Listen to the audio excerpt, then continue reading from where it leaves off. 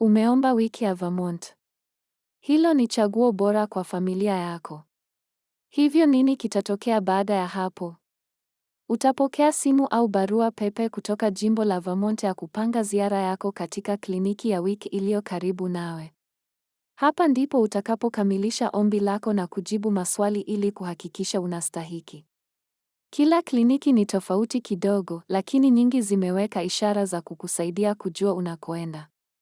Ndani utapata eneo la kusubiri na wafanyakazi wenye urafiki tayari kusaidia. Je, unahitaji mkalimani? Tunaweza kupanga hilo kwa ajili ya miadi yako pia. Hakikisha kwamba mtu yeyote atakayepokea msaada anakuja kwenye miadi hii. Wakati wa miadi yako, utakutana na mtaalamu wa lishe wa wiki na atazungumzia juu ya afya, chakula na mahitaji ya familia yako. Tutakuuliza baadhi ya maswali rahisi ili tu kuhakikisha familia yako inafanikiwa. Utaulizwa kuonyesha hati zinazothibitisha utambulisho wako, mahali unaishi Vermont, na kiasi cha pesa unazopata.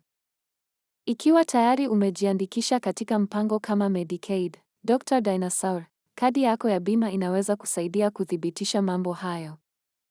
Tunakufanyia vipimo rahisi kama urefu, uzito na labda uchunguzi wa haraka wa viwango vyako vya chuma.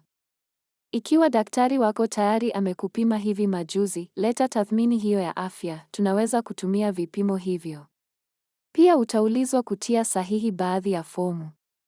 Kila familia ina mahitaji tofauti, hivyo wiki ni tofauti kwa kila familia. Tutapanga na kuelezea msaada wa chakula unaokufaa.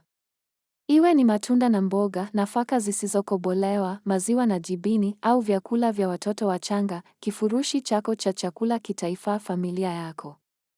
Utapata kadi yako ya wiki ya kutumia kwenye duka la mboga unaponunua.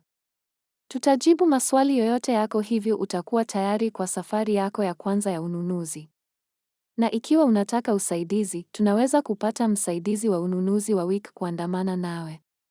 Tuko hapa ili kukurahisishia kujitunza mwenyewe na watoto wako. Miadi hii ya kwanza ni hatua ya kwanza ya kuwa na uhusiano bora kati ya familia yako na wiki.